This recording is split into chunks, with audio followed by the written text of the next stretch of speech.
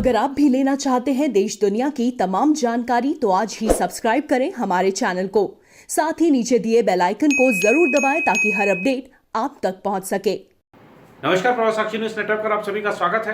गुजरात में आज तब लोग दहशत में आ गए जब रात 8:15 बजे के आसपास 5.5 तीव्रता वाले भूकंप के झटके महसूस किए गए। हालांकि जान माल के नुकसान की कोई खबर नहीं है, लेकिन बताया जा रहा है कि कुछ घरों में जरूर दरार आ गई है। और अगर हम बात करें इन झटकों की तो पाटन हो गया, राजकोट है, अहमदाबाद है, कच्छ है, यहाँ पर भूकंप के झटके ज़्यादा महसूस किए गए। लोग तुरंत ही अपने घरों से बाहर निकलकर आ गए दहशत में। और बताया जा रहा है कि इस जो ये भूकंप है इसका जो केंद्र है वो कच्छ जिले में था। हालांकि अब तक किसी नुकसान की कोई खबर नहीं है, ये राहत की बात है।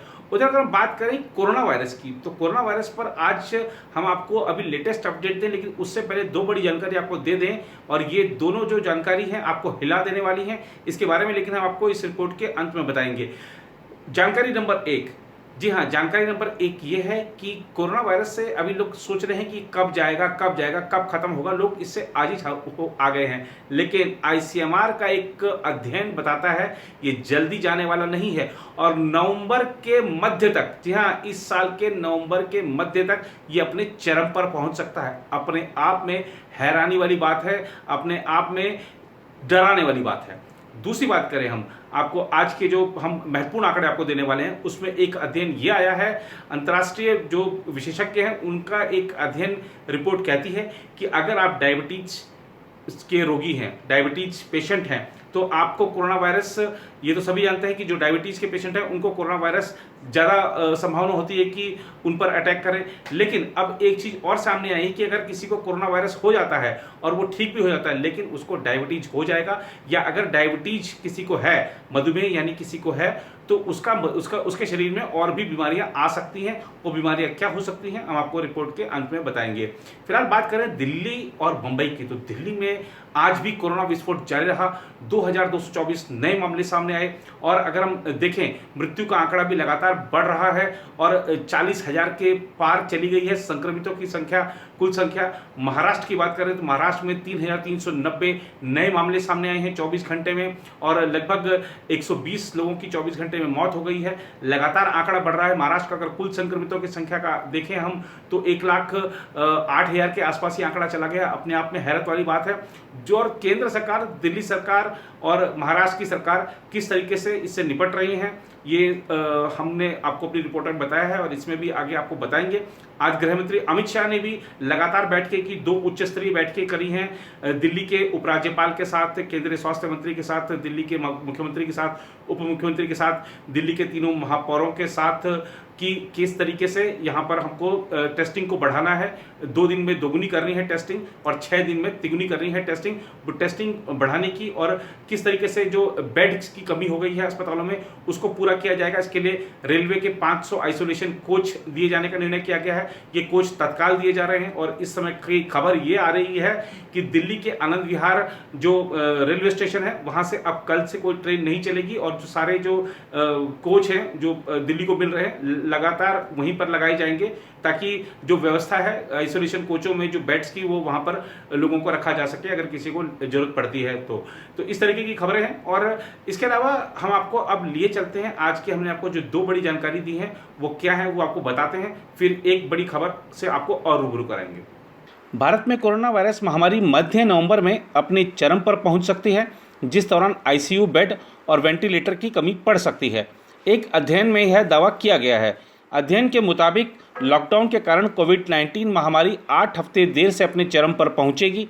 भारतीय आयुर्विज्ञान अनुसंधान परिषद यानी आईसीएमआर द्वारा गठित ऑपरेशंस रिसर्च ग्रुप के शोधकर्ताओं द्वारा किए गए अध्ययन में कहा गया है कि लॉकडाउन ने महामारी के चरम पर पहुंचने को संभवतः 34 से 76 दिनों तक आगे बढ़ा दिया। साथ ही इसने संक्रमण के मामलों में 69 से 97% तक कमी कर दी, जिससे स्वास्थ्य प्रणाली को संसाधन जुटाने और बुनियादी ढांचा मजबूत करने में मदद मिली। लॉकडाउन के बाद जन स्वास्थ्य उपायों को बढ़ाए जाने और इसके 60% कारगर रहने की स्थिति में महामारी नवंबर के प्रथम सप्ताह तक अपने चरम पर पहुंच सकती है। इसके बाद लगभग 5.5 महीनों के लिए आइसोलेशन बेड, 4.5 महीनों के लिए आईसीयू बेड और लगभग 4 महीनों के लिए वेंटिलेटर कम पड़ जाएंगे। अध्ययन में यह अनुमान लगाया गया है। हालांकि लॉकडाउन और जन स्वास्थ्य उपायों के बगैर स्थिति अत्यधिक गंभीर होने का अनुमान लगाया गया है। शोधकर्ताओं ने कहा कि बुनियादी ढांचा बढ़ाने के लिए सरकार द्वारा सतत कदम उठाए जाने और विभिन्न क्षेत्रों में संक्रमण की दर अलग अलग रहने के कारण महामारी के प्रभावों को घटाया जा सकता है। यदि जन स्वास्थ्य उपायों के कवरेज को बढ़ाकर 80% कर दिया जाता है तो महामारी के प्रभाव में कमी लाई जा सकती है। भारत में कोविड-19 महामारी के मॉडल आधारित विश्लेषण के मुताबिक लॉकडाउन की अवधि के दौरान जांच, उपचार और रोगियों को पृथक रखने के लिए अतिरिक्त क्षमता तैयार करने के साथ चरम पर मामलों की संख्या 70% तक कम हो जाएगी और संक्रमण के बढ़ रहे मामले करीब 27% घट जाएंगे। विश्लेषण में यह प्रदर्शित हुआ है कि कोविड-19 से होने वाली मौतों के मामले में करीब 60% मौतें टाली गई हैं और 1/3 मौतों को टाले जाने का श्रेय स्वास्थ्य सुविधा उपायों में वृद्धि को जाता है। शोधकर्ताओं ने कहा कि कोविड-19 के प्रबंधन से नीतियों की उपयुक्त समीक्षा करने और स्वास्थ्य प्रणाली को मजबूत करने में मदद मिलेगी। इसमें कहा गया है लॉकडाउन महामारी के चरम पर पहुंचने में देर करेगा और स्वास्थ्य प्रणाली को जांच, मामलों को पृथक करने, उपचार और संक्रमित व्यक्तियों के संपर्क में आए लोगों का पता लगाने के लिए जरूरी समय प्रदान करेगा। ये कदम कोविड-19 का टीका विकसित होने तक भारत में महामारी का प्रभाव घटाने में महत्वपूर्ण भूमिका निभाएंगे। स्वास्थ्य मंत्रालय के आंकड़ों के मुताबिक देश में कोरोना वायरस संक्रमण के मामले बढ़कर रविवार को 3,20,000 के ऊपर चले गए, जबकि अब तक 9,195 लोगों की मौत हो चुकी है। उधर इस महामारी के 17 विशेषज्ञों के एक अंतर्राष्ट्रीय समूह ने दावा किया है कि कोविड-19 बीमारी स्वास्थ्य में लोगों को क्या क्या प्रभाव कर सकती है। इस रिसर्च में यह बताया गया है। तो इस रिसर्च में यह चीज़ उभर कर आया है कि कोविड-19 महामारी लोगों को मधुमेह से ग्रस्त कर सकती है और पहले से मधुमेह के रोगी में परेशानियां और जटिलताएं बढ़ा सकती है। ब्रिटेन के किंग्स कॉलेज लंदन की स्टेफनी एमिल सहित सभी वैज्ञानिकों का कहना है कि अभी तक किए गए नैदानिक विश्लेषणों के अनुसार कोविड-19 और मधुमेह के बीच दोहरा या द्विपक्षीय संबंध है।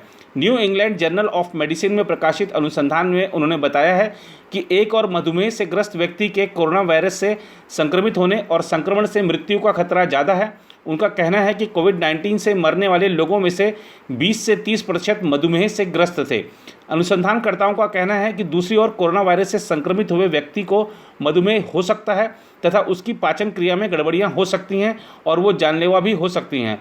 उनका हालांकि यह भी कहना है कि अभी यह स्पष्ट नहीं है कि कोरोना वायरस SARS-CoV-2 का मधुमेह पर क्या असर होता है।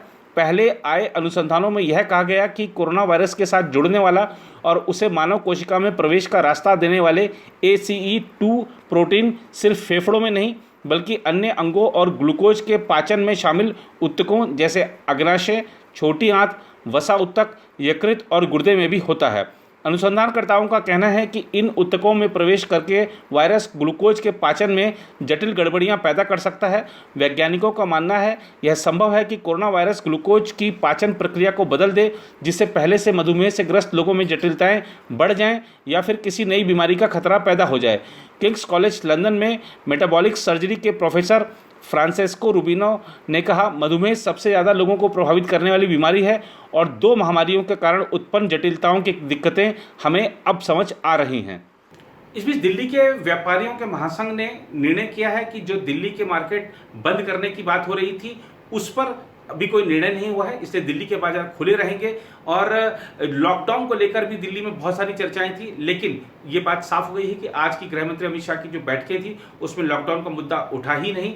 इसके अलावा एक चीज और है कि अमित शाह ने सोमवार को दिल्ली के सभी राजनीतिक दलों की बैठक बुलाई है, जिसमें दिल्ली में बीजेपी को, कांग्रेस को, आम आदमी पार्टी को और बीएसपी को आमंत्रित किया गया है। तो राजनीतिक दलों को भी विश्वास में लेकर आगे बढ़ा जा रहा है।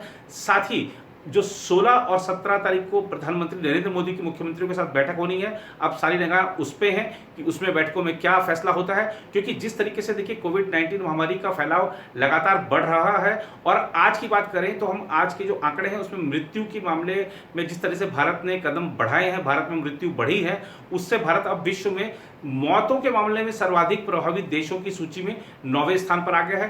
कुल संक्रमितों की सूची में भारत 4थे स्थान पर है। तो ये एक बड़ा आंकड़ा है सरकार गंभीरता के साथ ले रही है और आज का जो अध्ययन है आईसीएमआर का वाकई में चौंकाने वाला है। अगर नवंबर तक ये बीमारी चलती है, साल के अंत तक बीमारी चलती है, तो यकीनन भारत को प्रयास भी तेज करने होंगे और जरूरी बात है कि हमारे को जो ढांचागत सुविधाएं हैं उसको भी बहुत तेजी के साथ बढ़ाना होगा।